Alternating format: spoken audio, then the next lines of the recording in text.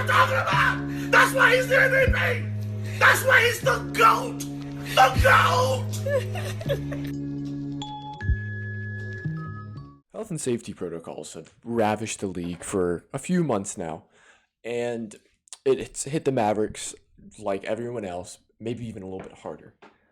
But it has given us a little bit more insight than what we had of what this team can be when everybody is playing in our full potential with players like Jalen Brunson, Josh Green, and who is expendable, like Tim Hardaway Jr., Willie Cauley-Stein. So today, the big question that a lot of Mavs fans and the NBA world is really asking is Jalen Brunson. Is he available, or will the Mavs try and re-sign him in the offseason? Now, there's two ways you can go with Jalen Brunson. A, you re-sign him in the offseason and you take the chance of losing him to a team where he is able to start more consistently, because right now, are you really giving him the keys with Luka Doncic? I think they should, but I don't know if they will. So you risk losing him in free agency.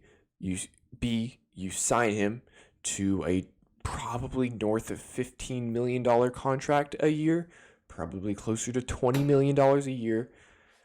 Or C, you trade him now when his trade value is at the ultimate peak, higher than it's ever been, and you try and get something right now to help Luka and the Mavs team, a center, another ball handler, even though you're losing a ball handler. And right now, I think they should re-sign him as soon as physically possible. But I understand the people that are saying that they want to trade him and they don't want to risk losing him in free agency, because that has been a problem. And that is a problem, a real problem the Mavs face. Now, right now, the Mavs are in cap hell. They're losing, or they have so much money on the books that losing Jalen Brunson would be detrimental for the organization, because we won't be able to sign anybody else. His like $1.5 million isn't going to help us sign anybody in the upcoming class. So teams that I think we could trade Jalen Brunson to. Now, the obvious answer are teams that need point guards. The teams that need point guards are the Philadelphia 76ers, and the obvious trade piece there would be Ben Simmons. Now, I don't think Daryl Morey is looking at Jalen Brunson as the top 20 to 30 player that he has requested for a Ben Simmons. However, I don't think they're going to get that in the open market. I think you could also look at someone like a Tobias Harris, a Matisse Thybulle might be available, and if you saw a couple videos ago, I raved about Matisse Thybulle for like 15 minutes. But Ben Simmons is the one you're really looking at there, and he's making a lot of money, so you'd have to probably do some kind of a sign and trade thing, which, can't do that right now. Another team that you're looking at is the Boston Celtics. The Boston Celtics right now are kind of underperforming. They don't have a real point guard. They're kind of leaning on Dennis Schroeder to give them a whole bunch of minutes, and Dennis Schroeder's been kind of on and off this season. Leaning on Marcus Smart to give them a lot of point guard minutes when you don't really want to lean on Marcus Smart to be your leading point guard. Jason Tatum and Jaylen Brown have really been working out. They play a lot of the same style basketball, and I think there's a little bit of friction there. Now, that's just me looking at the Boston Celtics. But I think there is friction there, and I think eventually one of those two players will either leave in free agency or request a trade of some sort. And I think that player is going to be Jaylen Brown. So I don't think really Jalen Brunson's able to get you a Jaylen Brown. I think Jaylen Brown's way too good of a player for that. However, you could look at him and Tim Hardaway Jr. and draft capital, but the Mavs don't have a whole bunch of draft capital. So the Boston Celtics are a team that the Mavs need to be talking to if they are looking to trade Jalen Brunson. The New Orleans Pelicans is another team, simply because, they got Kira Lewis running the point guard right now. Josh Hart is someone that I raved about in free agency last year. He would be a great player to add to this Mavericks team. Brandon Ingram, obviously. Yeah, there's nothing really else you're looking for down there, unless you can get a Jonas Valanciunas. Now, on the podcast with me and Will, when Evan was out, me and Will raved about Jonas Valanciunas and how good he could be as a Maverick. Now, I personally think if we are able to get Josh Hart and Jonas Valanciunas for Jalen Brunson and whatever, the Mavs should pull that immediately, and we'll get to the player that I want to trade later, hint, hint, Tim Hardaway Jr., to get a secondary ball handler to replace that of a Jalen Brunson. Now, maybe the Pelicans throw in draft capital, maybe the Mavs throw in draft capital, whatever.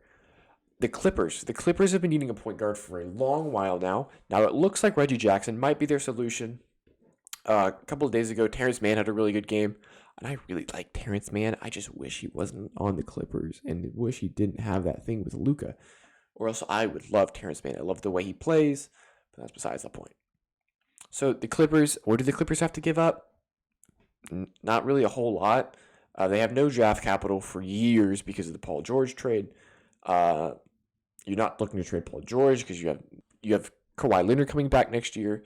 You're not really looking to trade a Terrence Mann because I think he fits the LA Clippers culture real well, and I don't think they're looking to trade him. Reggie Jackson, I don't think the Mavs would want a Reggie Jackson, especially for a Jalen Brunson. So there's not really a whole lot the Mavs would want in an LA Clippers trade, but it is a team that needs a point guard, and the Mavs, in this hypothetical world that I am creating, are looking for a point guard, or are looking to trade a point guard. Now, the last team that I have here are the New York Knicks.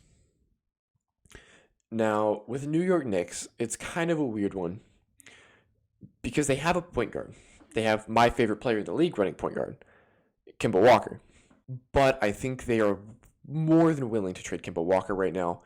His trade value is also higher than it probably should be, similar to a Jalen Brunson, because he's been having 40-point games. He's kind of cooled off since Christmas, where he had that triple-double, but the triple-double wasn't great, but I was ecstatic. But they really need a point guard. A guy that I can see the Mavs kind of wanting is a Mitchell Robinson. Now, if you're able to pry Alec Burks, or in the best imagination I can have, an RJ Barrett away from the New York Knicks, you do that instantly.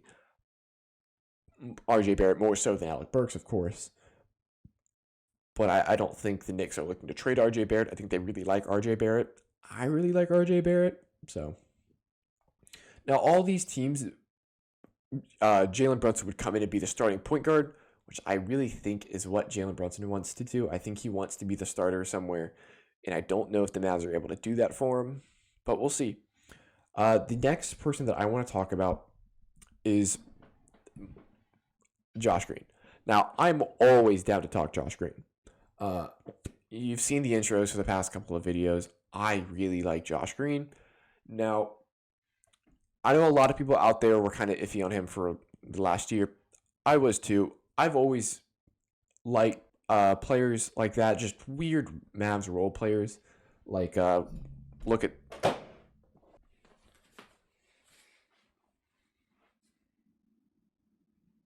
Chandler Parsons jersey.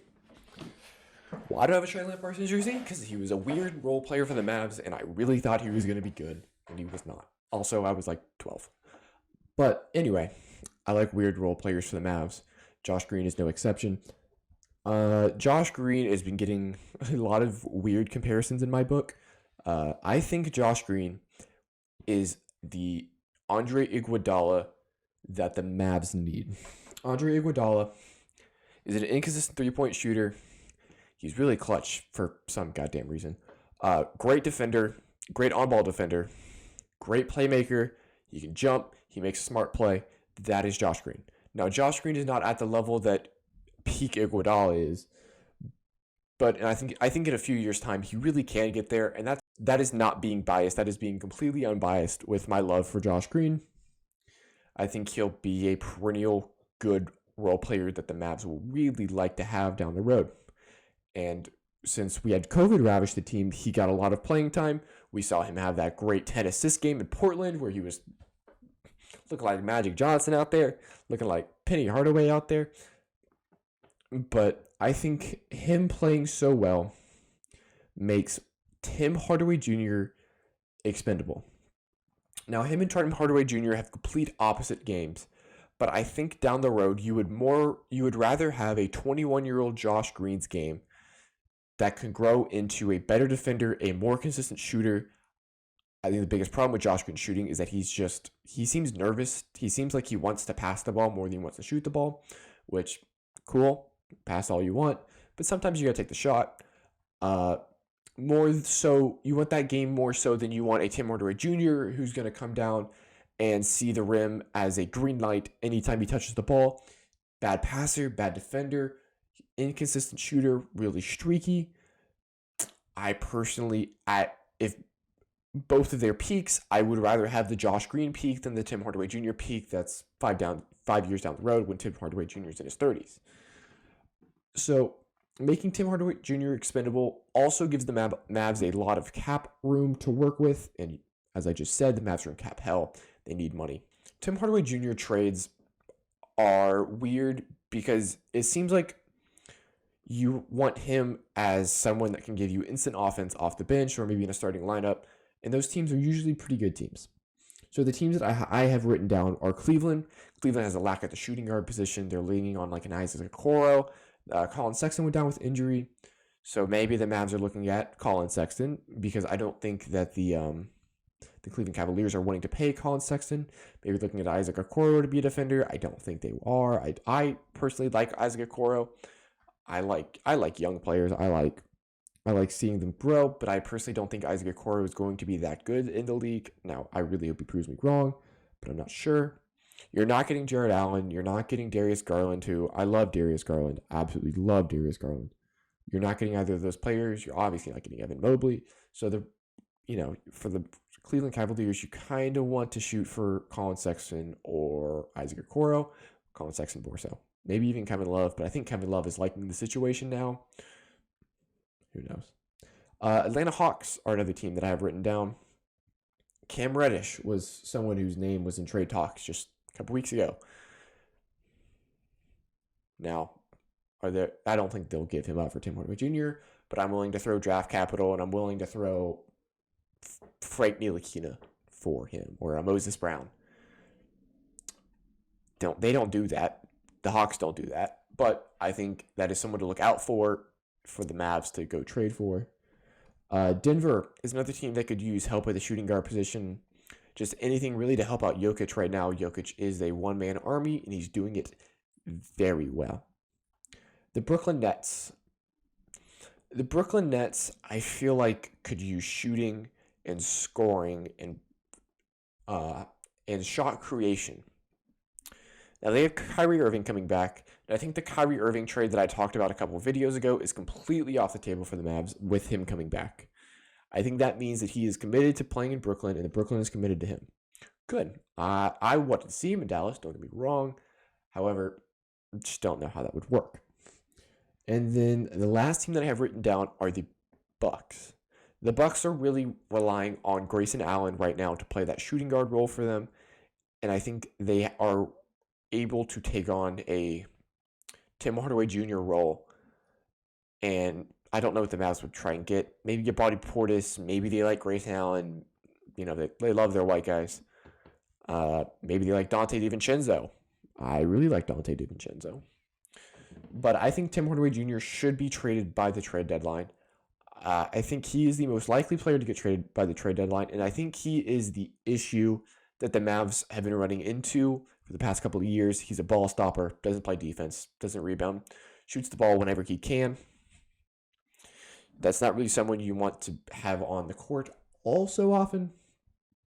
And then the last thing I've written down is Marquise Chris makes Willie Cauley-Stein expendable. Willie Cauley-Stein hasn't been with the team for a while. I hope he's doing okay. He has family issues or something going on, personal stuff. I hope Willie Cauley-Stein's good. But I'm really, really willing to trade him for nothing. Yeah, so that's it.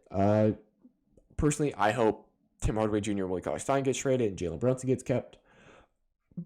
But I'm just a guy on the internet that talks about basketball. So, whatever.